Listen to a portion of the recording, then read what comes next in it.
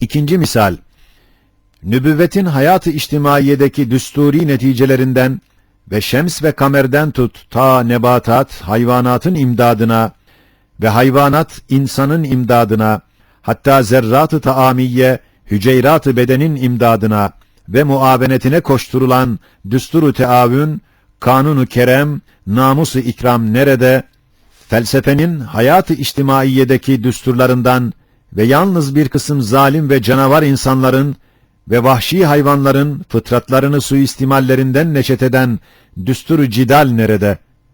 Evet, düsturu cidali o kadar esaslı ve külli kabul etmişler ki, hayat bir cidaldir diye eblehane hükmetmişler.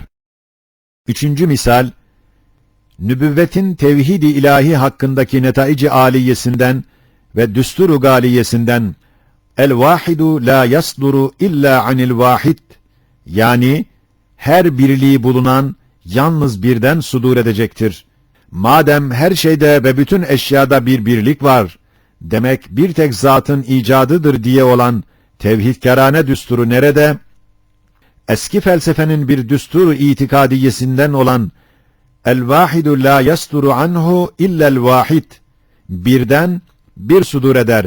Yani bir zattan bizzat bir tek sudur edebilir.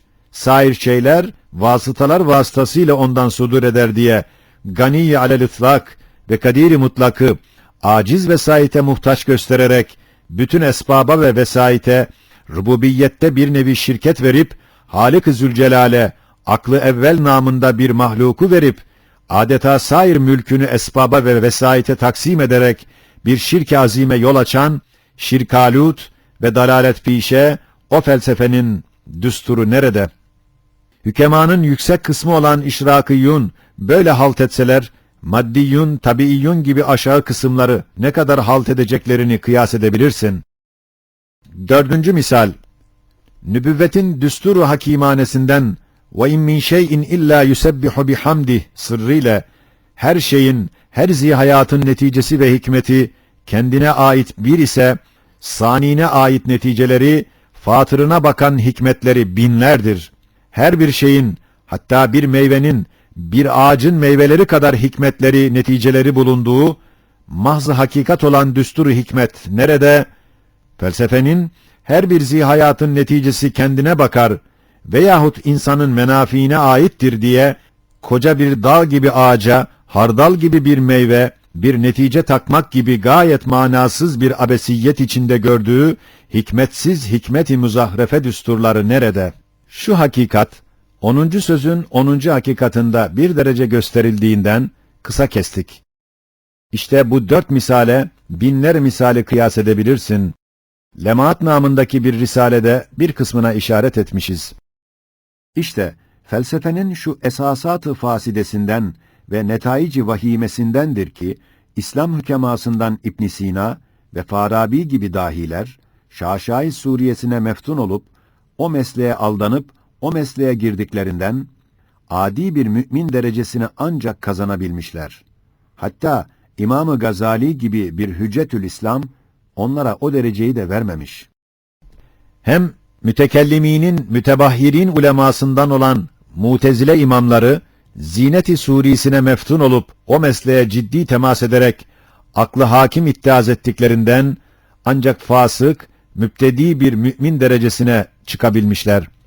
Hem Udeba-i İslamiye'nin meşhurlarından bedbinlikle maruf Ebu'l-Alâ-i Ma'arri ve yetimane ağlayışıyla mevsuf Ömer Hayyam gibilerin o mesleğin nefs-i emmareyi okşayan zevkiyle zevklenmesi sebebiyle ehl-i hakikat ve kemalden bir sille-i tahkir ve tekfir yiyip edepsizlik ediyorsunuz, zındıkaya giriyorsunuz, zındıkları yetiştiriyorsunuz diye zecirkerane te'dip tokatlarını almışlar. Hem mesleki felsefenin esasat-ı fasidesindendir ki, ene, kendi zatında hava gibi zayıf bir mahiyeti olduğu halde, felsefenin meş'um nazarı ile manay ismi cihetiyle baktığı için, güya buhar misal o ene temeyyü edip, sonra ülfet cihetiyle ve maddiyata tevakkul sebebiyle güya tasallüp ediyor. Sonra gaflet ve inkar ile o enaniyet tecemmüt eder. Sonra isyan ile tekeddür eder, şeffafiyetini kaybeder. Sonra gittikçe kalınlaşıp sahibini yutar. Nevi insanın efkarıyla şişer, sonra sair insanları, hatta esbabı kendine ve nefsine kıyas edip, onlara kabul etmedikleri ve teberri ettikleri halde birer firavunluk verir. İşte o vakit Hâlik-i Zülcelal'in evamirine karşı mübareze vaziyetini alır. Men yuhyil izâme ve hiye ramîm der. Meydan okur gibi kadir-i mutlakı acz ile ittiham eder. Hatta Hâlik-i Zülcelal'in evsafına müdahale eder. İşine gelmeyenleri ve nefs-i emmârenin firavunluğunun hoşuna gitmeyenleri ya ret, ya inkar, ya tahrif eder. Ez cümle, felasifenin bir taifesi Cenab-ı Hakk'a mucibi bizzat demişler. İhtiyarını nefyetmişler. İhtiyarını ispat eden bütün kainatın nihayetsiz şehadetlerini tekzip etmişler. Feya Sübhanallah! Şu kainatta zerreden şemse kadar bütün mevcudat, taayyunatlarıyla, intizamatıyla, hikmetleriyle, mizanlarıyla, sani'in ihtiyarını gösterdikleri halde, şu kör olası felsefenin gözü görmüyor. Hem bir kısım felasife, cüz'iyata ilmi ilahi taalluk etmiyor diye, ilmi ilahinin azametli ihatasını nefyedip, bütün mevcudatın şehadat-ı sadıkalarını reddetmişler. Hem felsefe, esbaba tesir verip, tabiat eline icat verir. 22. sözde kat'î bir surette ispat edildiği gibi, her şeyde Hâlik-i Küllişe'ye has parlak sikkeyi görmeyip, aciz, camit, şuursuz, kör ve iki eli tesadüf ve kuvvet gibi iki körün elinde olan tabiata mastariyet verip, binler hikmet-i âliyeyi ifade eden ve her biri birer mektubat-ı samedaniye hükmünde olan mevcudatın bir kısmını ona mal eder. Hem 10. sözde ispat edildiği gibi, Cenab-ı Hak bütün esmasıyla ve kainat bütün hakaikıyla ve silsile-i nübüvvet bütün tahkikatıyla ve kütûb-ü semaviye bütün ayatıyla gösterdikleri haşir ve ahiret kapısını bulmayıp, haşrı nefyedip, ervahlara bir ezeliyet isnat etmişler. İşte bu hurafatlara sair meselelerini kıyas edebilirsin. Evet, şeytanlar, güya enenin gaga ve pençesiyle dinsiz felsefelerinin akıllarını havaya kaldırıp, dalalet derelerine atıp dağıtmıştır. Küçük alemde ene, büyük alemde tabiat gibi tağutlardandır. فَمَنْ يَكْفُرُ بِالطَّاغُوتِ وَيُؤْمِنْ بِاللّٰهِ فَقَدْ اسْتَمْسَكَ بِالْعُرْوَةِ الْوُثْقَى لَا انْفِصَامَ لَهَا وَاللّٰهُ سَمِيعٌ عَلِيمٌ.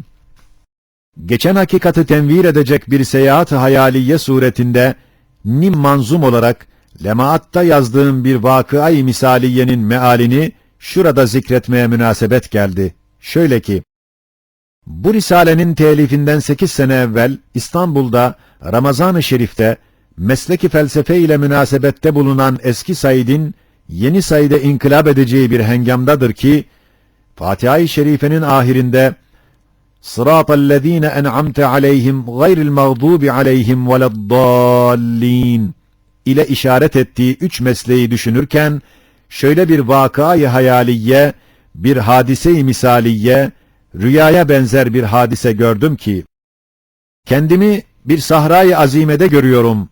Bütün zeminin yüzünü karanlıklı, sıkıcı ve boğucu bir bulut tabakası kaplamış. Ne nesim var, ne ziya, ne ab-ı hayat. Hiçbirisi bulunmuyor. Her tarafı canavarlar, muzır ve muvahhiş mahluklarla dolu olduğunu tevehhüm ettim. Kalbime geldi ki, şu zeminin öteki tarafında ziya, nesim, ab-ı hayat var. Oraya geçmek lazım.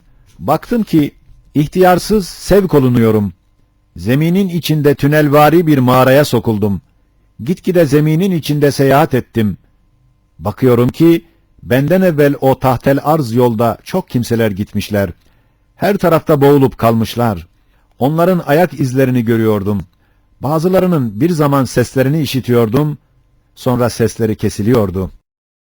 Ey hayaliyle benim seyahat-ı hayaliyeme iştirak eden arkadaş! O zemin tabiattır ve felsefe-i tabiiyedir. Tünel ise ehli felsefenin efkârı ile hakikata yol açmak için açtıkları meslektir. Gördüğüm ayak izleri Eflatun ve Aristo gibi meşahirlerindir.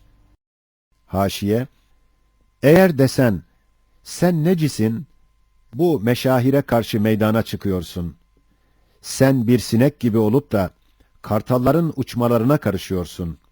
Ben de derim ki, Kur'an gibi bir üstad-ı ezeliyem varken, dalalet alüt felsefenin ve evham alüt aklın şakirtleri olan o kartallara, hakikat ve marifet yolunda sinek kanadı kadar da kıymet vermeye mecbur değilim. Ben onlardan ne kadar aşağı isem, onların üstadı dahi benim üstadımdan 1000 defa daha aşağıdır. Üstadımın himmetiyle onları gark eden madde, ayağımı da ıslatamadı. Evet, büyük bir padişahın, onun kanununu ve evamirini hamil küçük bir neferi, küçük bir şahın büyük bir müşirinden daha büyük işler görebilir. İşittiğim sesler, İbn Sina ve Farabi gibi dahilerindir. Evet, İbn Sina'nın bazı sözlerini, kanunlarını bazı yerlerde görüyordum. Sonra bütün kesiliyordu. Daha ileri gidememiş, demek boğulmuş. Her neyse, seni meraktan kurtarmak için hayalin altındaki hakikatin bir köşesini gösterdim. Şimdi seyahatıma dönüyorum. Gitgide baktım ki benim elime 2 şey verildi. Biri bir elektrik, o tahtel arz tabiatın zulümatını dağıtır. Diğeri bir alet ile dahi azim kayalar, dağ misal taşlar parçalanıp bana yol açılıyor. Kulağıma denildi ki, bu elektrik ile o alet, Kur'an'ın hazinesinden size verilmiştir. Her neyse, çok zaman öylece gittim. Baktım ki, öteki tarafa çıktım. Gayet güzel bir bahar mevsiminde, bulutsuz bir güneş, ruh efza bir nesim, hayattar bir ab-ı leziz, her taraf şenlik içinde bir alem gördüm. Elhamdülillah dedim. Sonra baktım ki, ben kendi kendime malik değilim. Birisi beni tecrübe ediyor. Yine evvelki vaziyette, o sahray azimede, boğucu bulut altında yine ben kendimi gördüm. Daha başka bir yolda bir saik beni sevk ediyordu. Bu defa tahte zemin değil, belki seyr-ü seyahatle yeryüzünü kat edip, öteki yüze geçmek için gidiyordum. O seyahatımda öyle acayip ve garayibi görüyordum ki tarif edilmez. Deniz bana hiddet ediyor, fırtına beni tehdit eder, her şey bana müşkilat peyda eder. Fakat yine Kur'an'dan bana verilen bir vasıtayı seyahatımla geçiyordum. Galebe çalıyordum. Gitgide bakıyordum, her tarafta seyyahların cenazeleri bulunuyor. O seyahatı bitirenler, 1000'de ancak birdir. Her neyse, o buluttan kurtulup zeminin öteki yüzüne geçip, güzel güneşle karşılaştım. Ruh efza nesimi teneffüs ederek, elhamdülillah dedim. O cennet gibi o alemi seyre başladım. Sonra baktım, biri var ki, beni orada bırakmıyor. Başka yolu bana gösterecek gibi, yine beni bir anda o müthiş sahraya getirdi. Baktım ki, yukarıdan inmiş aynı asansörler gibi muhtelif tarzlarda bazı tayyare, bazı otomobil, bazı zembil gibi şeyler görünüyor. Kuvvet ve istidada göre onlara atılsa yukarıya çekiliyor. Ben de birisine atladım. Baktım 1 dakika zarfında bulutun fevkine beni çıkardı. Gayet güzel, müzeyyen, yeşil dağların üstüne çıktım. O bulut tabakası dağın yarısına kadar gelmemişti. En latif bir nesim, en leziz bir ab, en şirin bir ziya her tarafta görünüyor. Baktım ki o asansörler gibi nurani menziller her tarafta var. Hatta 2 seyahatimde ve zeminin öteki yüzünde onları görmüştüm, anlamamıştım. Şimdi anlıyorum ki şunlar Kur'an-ı Hakîm'in ayetlerinin cilveleridir. İşte veleddallin ile işaret olunan evvelki yol, tabiata saplananların ve tabiyyun fikrini taşıyanların mesleğidir ki, onda hakikate ve nura geçmek için ne kadar müşkilat olduğunu hissettiniz. Gayril mağdubi ile işaret olunan ikinci yol, esbabperestlerin ve vesayete icat ve tesir verenlerin, meşaiyyun hükeması gibi yalnız akıl ile, fikir ile hakikatül hakaika ve vacibül vücudun marifetine yol açanların mesleğidir. اَلَّذ۪ينَ اَنْعَمْتَ عَلَيْهِمْ ile işaret olunan üçüncü yol ise, sırat-ı müstakim ehli olan ehli Kur'an'ın cadde-i nuraniyesidir ki, en kısa, en rahat, en selamet ve herkese açık, semavi ve rahmani ve nurani bir meslektir.